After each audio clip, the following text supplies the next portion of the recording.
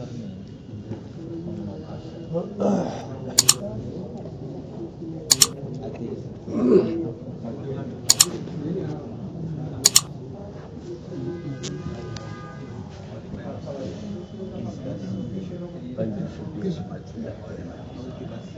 کوئی پہچانتا تھا یوسف اور شمیم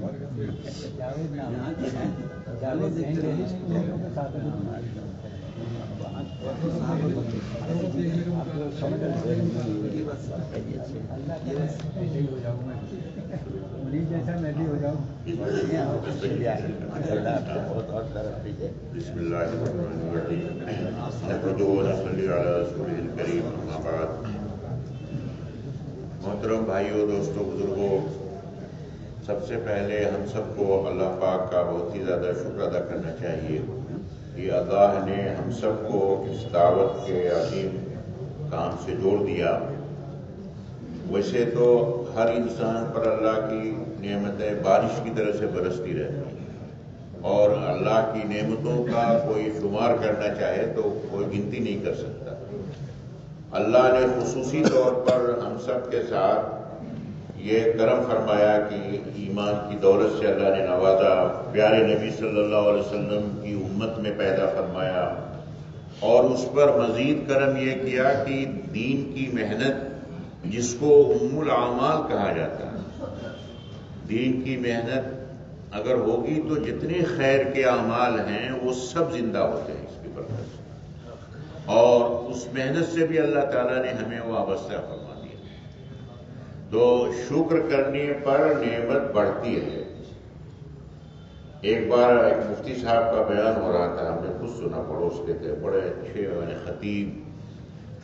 تو انہوں نے یہ فرمایا کہ میں سوچا یہ کرتا تھا کہ اللہ نے اتنا بڑا کام، عالمگیر کام، حضرت مولانا اجاز صاحب رحمۃ اللہ علیہ سے جو کام لیا ہے، جس کی آپ سوچیے صدیوں میں، یعنی ایسی مثال اگر آپ بھولیں کہ ایک فرد کو اللہ نے ذریعہ بنایا ہو جس کے ذریعے سے اتنا بڑا انقلاب عالم میں آیا ہو، کروڑوں لوگ اس محنت سے جڑ گئے ہوں، اور کتنی مسجدیں بنی ہوں، اور کتنے مدرسے بنے ہوں گے، کتنے نمازی اور کتنے حاجی اور کتنے.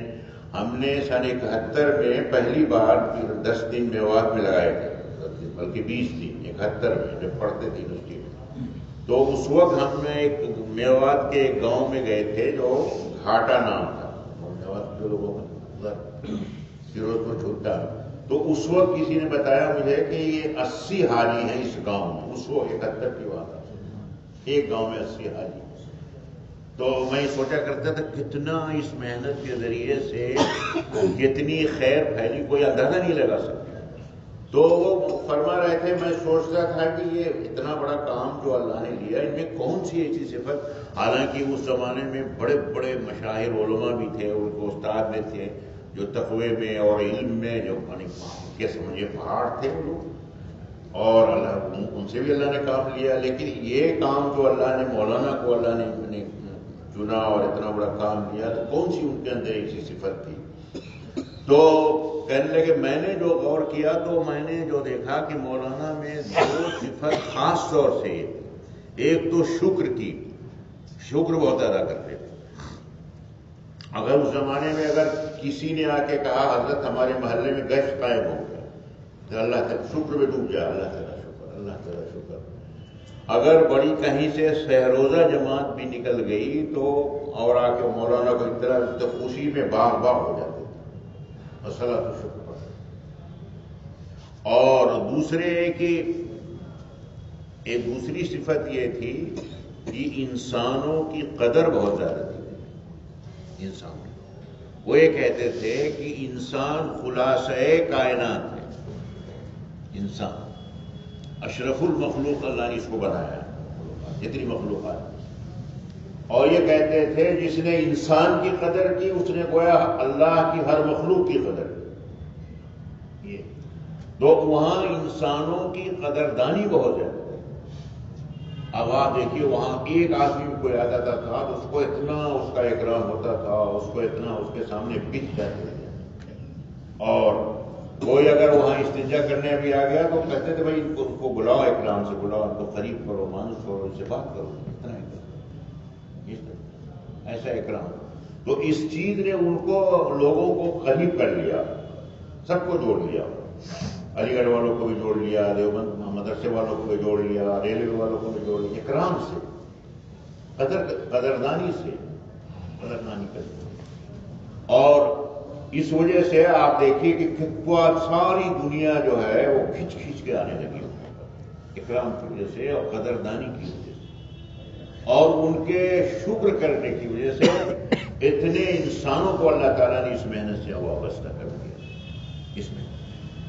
تو ہم لوگ بھی اپنے اندر اگر اس صفت کو پیدا کریں گے، ایک تو شکر کی کہتے ارے وہ شکر میں ڈوبا ہوا ہو، اللہ نے کتنا بڑا احسان کیا، نعمتوں کی اللہ نے بارش کر دی ہمارے اس محنت پہ لگا کر. اور دوسرے کہ ہر فرد کی قدر کریں، خاص طور سے کسی کو بھی حقیر نہ سمجھیں.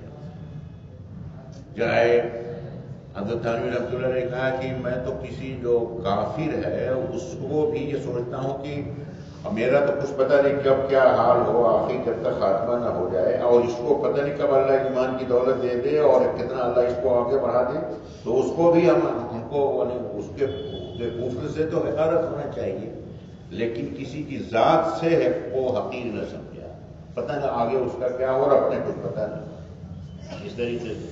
اور خاص طور سے ایمان والوں میں جس کے اندر ایمان کا ذرہ بھی ہے، اس کے بارے میں تو مولانا الیاس صاحب رحمۃ اللہ علیہ فرمایا کر ملفوظات میں ہے کہ تحقیر مسلم جو بہت خطرناک چیز ہے. تحقیر مسلم کسی کو حقارت نہیں سمجھتے تھے. اور وہ یہ کہتے تھے دیکھو اگر کوئی سکہ ہے، اگر وہ نالی میں گر جائے تو بھی وہ قیمتی رہے گا. اب اس کو اگر نکال کے نالی سے اگر تھوڑا سا پانی لپہا دیں، پاک ہو جائے گا، چمکدار بن جائے گا. ایسے ایمان والا جس کے دل میں کلمہ لا الہ الا اللہ ہے اور جو پیارے نبی صلی اللہ علیہ وسلم کا امتی کہتا ہے، وہ قیمتی ہے، ہیرے سے زیادہ قیمتی ہے، ساتوں زمین و آسمان سے زیادہ قیمتی ہے. اور تو اس کی ذات سے نفرت نہ ہو، اس کے جو گناہ سے تو کراہیت ہوتی ہے. جیسے بچہ اگر گندگی میں لت پت ہو جاتا ہے تو ماں اس کو پھینک نہیں دیتی کہ چلو یہ تو مخانے لت پت ہو گیا، پھینکو اس کو. کیا ناک میں اس کو بدبو آتی ہے، کراہیت بھی ہوتی ہے، لیکن وہ سب جبر کر کے اس کو پاک کرتی ہے اور اس کو کپڑے بدل کے پھر سینے سے لگاتی ہے. ایسے ہم نے دیکھا پہلے جو کام ہوتا تھا اس میں یہی ترتیب جو پرانے کام کرنے والے لوگ ہوتے تھے وہ ایسے ہی لوگوں کو جوڑتے تھے، ایسے لوگوں اور ایسے لوگوں کو قریب کر دیتے تھے. اور کتنے بڑے بڑے جو گناہوں میں جو ڈوبے ہوئے ایسے معلوم ہوا بدلے کہ تہجد پڑھتے ہوئے انتقال ہوا ان کا. کتنی کارگزاری ہے ایسے. تو اس لیے میرے بھائی اور دوستوں، ریلوے یعنی ریلوے کے تو بڑی عجیب ہم نے بھی ریلوے کے بہت سے اجتماع میں شرکت کی ہے اور عجیب و غریب کارگزاری کو آج تک وہ منظر یاد ہے. بابو یوسف صاحب کو بھی ہم نے کتنا دیکھا حضرت کے زمانے میں جنہوں نے ریلوے کا کام شروع کیا اس طریقے سے. اور ریلوے ہی کے میں تھا وہاں پر، آپ سمجھیے سید صاحب جو رہتے تھے تو ریلوے کے ورنگل کے ایک صاحب تھے جن کا پورا گھر جو ہے معلوم مخالف تھا، محبین میں سے تھا. بڑی مشکلوں سے معلوم ہوا کہ وہ اپنا ذہن بنا کے چلہ لگانے آئے والی مسجد، اور مغرب کی نماز میں اور سجدے میں ان کا انتقال ہوا. میں سوچا کرتا تھا کہ آپ دیکھیے ایک آدمی جو زندگی بھر ریلوے میں رہا اور گھر پورا محبین کا سارا خاندان، یہ کام کتنا مبارک ہے اور کتنا عظیم کام ہے کہ ایک آدمی جب اس محنت میں قربانی کے ساتھ اور صحیح طلب کے ساتھ لگتا ہے تو اللہ تعالیٰ، آپ سوچئے یعنی اللہ کے راستے میں، سفر میں اور مسجد میں اور سجدے کی حالت میں اس کی روح پرواز ہوتی ہے. اور سوچ سکتے ہیں اس محنت کتنی اونچی محنت ہے، کتنا مبارک یہ کام ہے، کتنا مبارک ہے اس کے لیے. اس طریقے سے تو اصل چیز ہے میرے بھائیوں اور دوستوں، اس محنت کی عظمت ہمارے قلب کے اندر بڑھتی رہنی چاہیے، بڑھتی رہنی. ایک اور عالم صاحب سے ہم نے سنا جو بہت پرانے اور عربوں میں ترجمہ کیا کرتے تھے اور مدرسے کے بڑے قاری. تو وہ ایک بار ہم لوگ تھے کویت میں، ہم سنور صاحب ساتھ ہی تھے، تو وہ بھی آئے ہوئے تھے، جوڑ تھا حضرت مولانا ابراہیم صاحب تشریف لے گئے. تو بڑا ان سے کہنے لگے کہ ہمارے استاد پڑھاتے تھے ہم لوگوں کو، تو وہی کہتے تھے بھائی استقامت، کہتے ہیں نا استقامت کو فوقیت ہے کرامت پر، کہتے ہیں اصل چیز استقامت ہے، لگے رہنا. تو کہنے لگے ایک تو استقامت کا مطلب یہ ہے کہ کسی کام کو ہم اہمیت کے ساتھ برابر پابندی کے ساتھ کرتے رہیں، یہ عام مفہوم ہے. تو یہ تو سبھی سمجھتے ہیں اور ہے صحیح. ہمارے استاد یہ فرماتے تھے کہ ایک مفہوم اس کا اور ہے، کسی عمل کو کی عظمت جو ہے اگر اس کی ہمارے دل میں عظمت، اہمیت، امپورٹنس اگر قلب کے اندر بڑھ رہی ہو اور اضافہ ہو رہا ہو تو اصل استقامت اس کو حاصل ہے، کہیں گے اس عمل پر یہ وہ ہے استقامت حاصل. کیونکہ عمر کے ساتھ اور حالات کے اعتبار سے نوعیت بدل جاتی ہے. اب ایک آدمی جیسے مثال کے طور پر 2 گشت ہے، اب جب تک صحت مند ہے آدمی 2 گشت کرے گا، دماغ کرنا چاہے گا، گشت کرے گا، 3 دن میں جائے گا. لیکن اگر وہ بیمار ہو گیا، اب وہ بیمار ہو گیا، چلنے سے معذور ہو گیا، تو اب آپ کیا ہے، آپ اگر وہ گشت نہیں کر رہا ہے لیکن اس کے اندر عظمت ہے، وہ رو رہا کہ میں دیکھیے میں تو معذور ہو گیا، گشت بھی نہیں کر پا رہا، وہ رو رہا تو اس کو کیا کہیں گے آپ؟ یہ کہیں گے کہ بھائی اس کو استقامت ہے اور اس کے اندر عظمت اور ہے، بلکہ وہ اپنے رو رہا ہے اس کے اوپر، اس طرح معذوری کی وجہ سے نہیں جا رہا ہے یا بیماری کی وجہ سے نہیں جا رہا. تو وہ اس کو ہم یہی کہیں گے کہ یہ تو بالکل استقامت کرتا ہے، استقامت حاصل ہے. بھوپال میں ہم گئے، نواب میاں صاحب یہ وہ اجتماع میں بہت خرچ کرتے تھے، نواب میاں صاحب دعوت کرتے تھے حضرت کے آخر میں اپنے فارم پہ. تو ہم گئے جماعت میں بھوپال، ان سے ملنے گئے، وہ معذور ہو چکے تھے. کمرے میں ملے، بہت خوش ہوئے، بڑا ہم لوگ اکرام کیا اور کہنے بھائی ہمارے پاس اب کوئی آتا نہیں، آپ لوگ آئے، بہت دعا دیتے رہے اور کہہ کے رونے لگے، کہنے لگے کہ اب میں مسجد شکور خان میں نہیں جا پاتا، مشورے میں نہیں جا پاتا، کوئی ساتھی اگر بتا دیتا ہے تو بہت طبیعت خوش ہو جاتی ہے.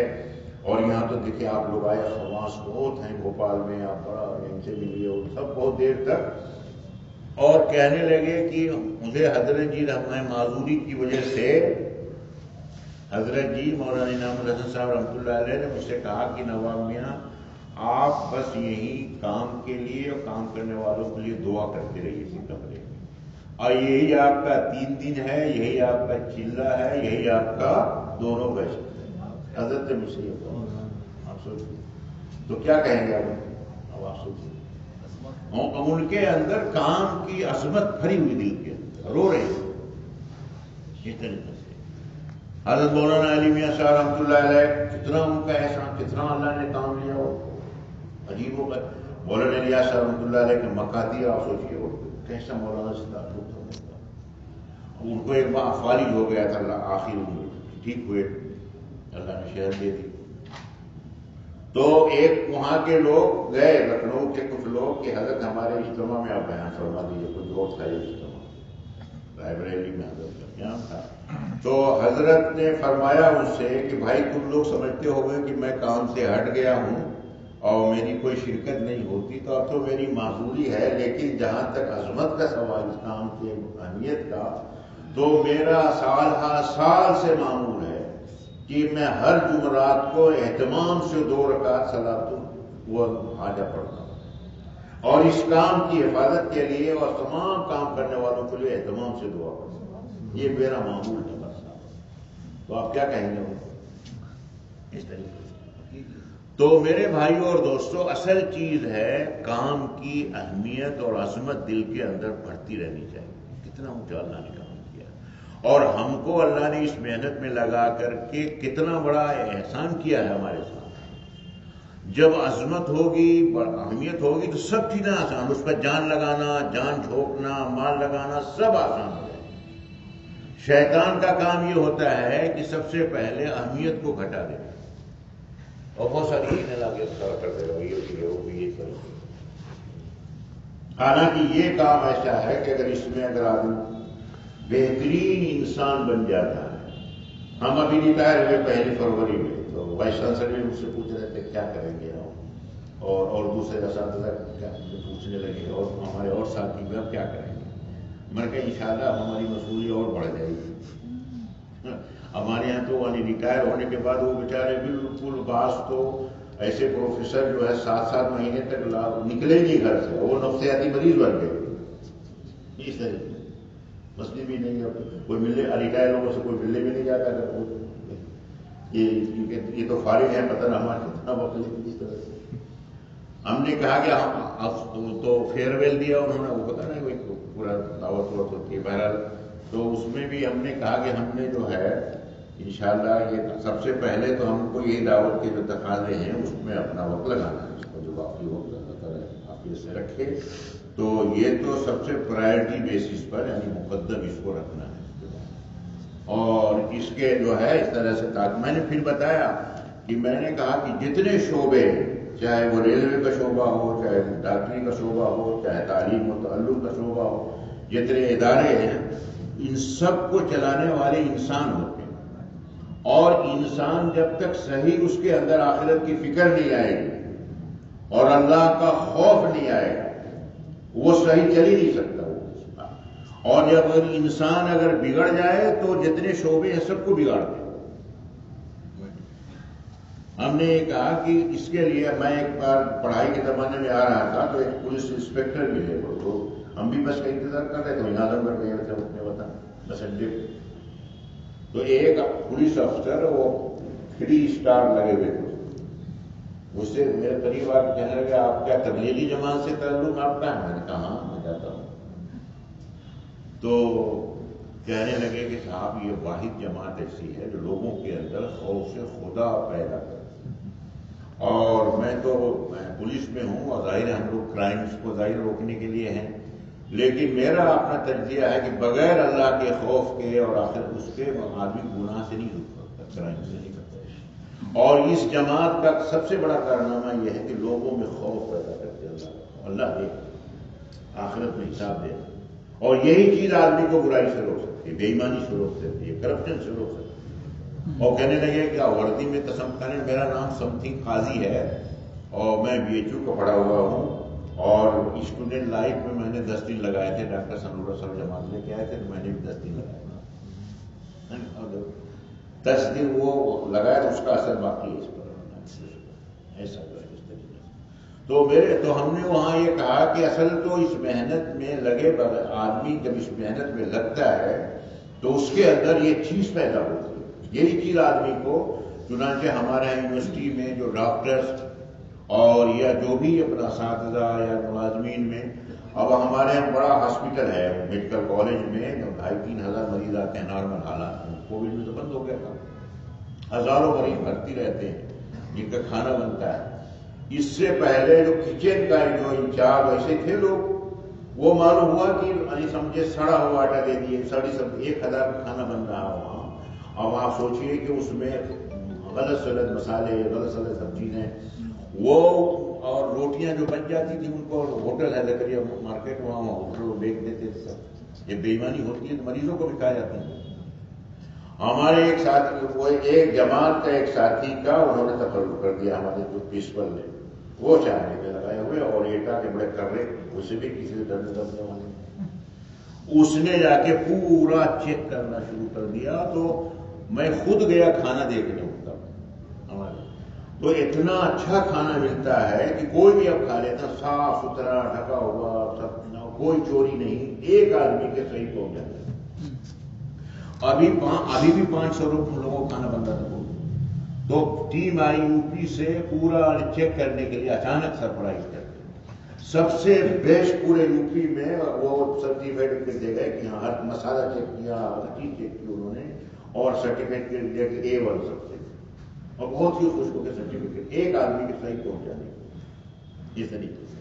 تو یہ سارا نظام، سب کتنی اس طرح کی چیزیں ہیں اس محنت کے ذریعے سے میرے بھائیوں اور دوستوں جو بھی اس میں لگے گا، مزدور اگر لگ جائے گا وہ تو مزدوری صحیح نہیں کر سکے گا، کوئی بھی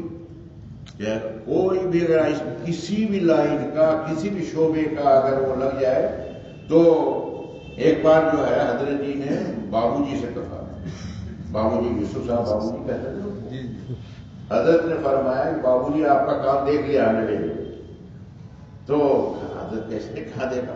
تو حضرت نے دیکھا، حضرت نام کہیں سفر تھا باہر، وہاں دیکھا ایک گاڑی اسٹارٹ ہو رہی ہے اور اس میں جو ڈرائیور جو بیٹھا ہوا گاڑی میں وہ داڑھی رکھے ہوئے اور اس کے ہاتھ میں تسبیح اور دعا پڑھ کے، حضرت کی نگاہ پڑ گئی، دیکھو ڈرائیور اور تسبیح پڑھ کے گاڑی چلا رہا ہے، اس طرح ایسے کتنے۔ تو میرے بھائیوں اور دوستوں، بہرحال اب اس وقت کی تھوڑا سا وقت ہے، آپ حضرات ماشاءاللہ یہاں پر آئے اس نسبت پر، اس وقت تو دیکھیے بس وہ ہم سب کو استغفار بھی کرنا چاہیے اور اللہ سے معافی مانگنی چاہیے کہ کون سی ہماری کوئی ایسی خطا ہوئی یا بے وصولی ہوئی۔ آپ تو اس وقت حالات ایسے ہیں جیسے 100 منزلہ کوئی عمارت ہو اور زلزلہ آئے اور عمارت پورا گر جائے، اس کام کے ساتھ یہی حادثہ پیش آیا، اللہ اس میں مسئلہ تو کوئی، تو اب یہ پھر سے جیسے کوئی عمارت گر جائے تو بھائی اپنا سر چھپانے کے لیے جگہ تو بنانی ہے، تو آدمی کیا کرے گا اس کو؟ بھائی اس ملبے میں سے جو صاف ستھری اینٹیں نکلے، جو ملبہ نکلے، اس کو پھر سے کر کے جوڑ کے پھر نئے سرے سے تعمیر کرنی۔ تو اب آپ کا ریلوے کا کام ایک دم کتنی زبردست عمارت کے، ہم نے خود دیکھا اس کا منظر، اس کے فوائد، اور سب ہم لوگ سے زیادہ جانتے ہو گے آپ لوگ۔ اب وہ عمارت ٹھہر گئی، اللہ جزائے خیر دے ہمارے کابین کو کہ پھر سے انہوں نے اس کو محسوس کیا اور سب نے بڑے انشرح کے ساتھ اور کہا کہ نہیں بھائی ریلوے کا کام پھر سے شروع ہونا چاہیے۔ تو گویا ایک نئی تعمیر، جو عمارت گر گئی تھی اور پھر سے از سر نو اس کی تعمیر کی جا رہی ہے، اور اس تعمیر میں آپ لوگ بنیادی ہوں گے، اب سمجھنا اس کی عمارت میں گویا بنیاد آپ لوگ ہوں گے، چاہے جلدی سے یہ ہم اللہ کے یہاں تعداد نہیں دیکھی جاتی۔ دیکھیے بدر میں 313 تھے، اللہ نے ان کی قربانی قبول فرما لی، تو دیکھیے قیامت تک کے لیے فیصلہ ہو گیا ان کی قربانی، اسلام کے باقی رہنے کا اور دین کو چمکنے کا، اللہ نے ان کی قربانی کو فیصلہ فرما دیا۔ تو پھر سے یہ نئی تعمیر ہو رہی ہے ریلوے کے کام کی۔ اس میں اگر آپ حضرات اپنا، بہت سے معذوریاں بھی ہیں، بیماریاں بھی ہیں، لیکن اس کی پرواہ نہ کریں، اسی میں چلتے رہیں، جو وقت گزرا ہے وہ اسی میں اپنا لگائیں۔ حکیم عبدالحمید صاحب نہیں، ہمدرد دواخانہ لوگ تھے، وہ 91 سال کی عمر میں انتقال ہوا، بہت وہ بولتے کم تھے، کھاتے کم تھے، کام زیادہ تھے، ان کے اس میں لکھا ہوا، عجیب و غریب آدمی تھے، ان کے مزار پر لکھا ہوا ہے کہ کبھی پوری زندگی میں مجھے کبھی جو آنکھ کی کوئی بیماری نہیں ہوئی، نہ سر میں درد ہوا، بڑے اصول کے پابند، اور یہ لکھا جب سے میں نے ہوش سنبھالا ہے اس وقت سے لے کے جب تک بیماری کا آخری عمر تک کبھی ایسا نہیں ہوا کہ میں بستر پر رہا ہوں اور سورج نکل آیا، فجر سے پہلے اٹھ کے ٹہر ہو لیتے تھے 91 سال میں تک۔ اور میں نے لکھا وہاں کی 30-40 لاکھ مریض دیکھے ہوں گے، 60 سال میں تب کیا، آپ سمجھے۔ اور یہ کہتے تھے کہ بھائی میں تو خدمت کرتے کرتے اللہ کے یہاں جانا چاہتا ہوں، بس بلاوا جائے چلا جانا، پوری زندگی خدمت، نام ہی رکھا، کتنا وقت کام کر کے چلے گئے۔ تو ایسے جو حضرات آپ جو زندگی بچی ہوئی ہے اس میں تو اب سمجھے بھائی یہ تو سب سے اونچا کام ہے۔ ہم اپنے بھائی کو لے گئے، بڑے بھائی ہمارے بڑے محسن نہ ہو، بڑے دوست، تو ہم لے گئے ان کے مزار پر، شاکر جمیل صاحب دین تھے، تو ان کے کم چیمبر میں مجھ سے کہنے لگے کہ تو ہم لوگ نہیں، آپ نہیں سوچتے کہ ہم لوگ یونیورسٹی بنائیں جیسے انہوں نے بنائی ہے؟ میں نے کہا بھائی صاحب یونیورسٹی بنانا تو آسان ہے، کوئی مشکل کام نہیں ہے، ادارے بنانا، ان اداروں کو چلائے گا بھی۔ ہم لوگ اس محنت میں لگے ہوئے ہیں، ہم نے کہا اس کو، یہ تو ایسی محنت ہے جس میں ہزاروں عبدالحمید پیدا ہو، اور اگر آدمی بنا ہوا نہ ہو تو بنے بنائے ادارے جو ہے اس کو بیچ جائے گا، اس کو کلیکٹ کر لے گا۔ میں نے کہا آپ شبلی کالج کے پڑھے ہوئے، آپ کیا ہو رہا ہے شبلی کالج ہمارا، وہ بھی سب وہاں معلوم ہوا کہ وہ لڑائی انتظامیہ میں سپریم کورٹ تک مقدمے چل رہے تھے، بس اغراض والے گھس گئے اس کو، شبلی صاحب نے تو پورا اپنا پراپرٹی زمین سب اس پر بھی وہی تو ابھی منا. اب جو ایسے لوگوں کو حوالے ہو گئے جو اس کو نوچ رہے ہیں جیسے گیت کو نوچتے ہیں. تو میں نے کہا اصل تو صحیح انسان کا بننا ہے. یہ محنت ایسی ہے جس میں جو ہے جو وہی ایسے انسان بنتا ہے جو چیز اس کے حوالے کر دے گا وہ معلوم وہ 4 سال لگ جائے گی. تو آپ حضرات ماشاءاللہ خوش نصیب ہیں اور قابل مبارکباد ہیں کہ اللہ نے آپ لوگوں کو قبول کیا اور آپ حضرات یہاں سفر کر کے آئے ان حالات میں اور اللہ تعالیٰ اس کو قبول فرمائے. اب اس میں کوشش یہ کریں کہ اس وقت تو وقت ایسا ہے نا کہ ہمارے بزرگ یہ فرماتے ہیں کہ اس وقت تو ایسے تقاضے ہیں اور کام کو پھر سے اثر نو پھر سے صحیح جمانا اسی رخ پر جو چراغ ہمارے بڑوں نے جلایا تھا جس سے ساری دنیا میں روشنی پھیلی ہے نا. کہتے ہیں نا کسی نے کہا نا فضول جان کر بجھا دیا جن چراغوں کو وہی چراغ جلاؤ تو روشنی. پھر سے وہی چراغ جلانا ہے جو چراغ ہمارے اکابرین نے جو جلایا تھا اور جس طریقے سے تو وہی ترتیب وہی نہج اور وہی اپنی جان و مال کی قربانی وہی فکر آخرت وہی اللہ کا خوف اور وہ یہ چیزیں پھر سے جو ہے اگر آپ اس کو کریں گے ہم تو پھر روشنی پھیلے گی. دیے سے دیا جلتا چلا جائے گا چراغ سے چراغ جلے گا اس طریقے سے. ابھی آپ تھوڑے لوگ ہیں اب آپ جتنے ریلوے میں انشاءاللہ 1 سے 2 2 سے 4 4 سے 16 اس طرح سے ملٹیپلائی ہوتا چلا جائے گا اور پھر سے اس سے انشاءاللہ کتنے لوگوں کو فائدہ پہنچے گا اس طریقے سے. تو سب اس کی نیت کریں کہ اس وقت انشاءاللہ ہم اپنے عزیمت کے ساتھ اور قربانی کے ساتھ اس میں خوب اپنا وقت دیں گے. اپنی صلاحیتوں کو فکروں کو جو تجربات ہیں اپنے جو ہیں بہت سے ہمارے ریٹائر بزرگ حضرات ہوں گے ٹھیک ہے ان کے قوا ضعیف ہو گئے لیکن ان کی فہم ان کی فراست ان کے تجربے یہ سب کام لے کر نوجوانوں کو استعمال کریں دوسرے لوگوں کو استعمال کریں تو انشاءاللہ کریں گے نا سب انشاءاللہ. اللہ تعالیٰ ہم سب کو عمل کی توفیق دے.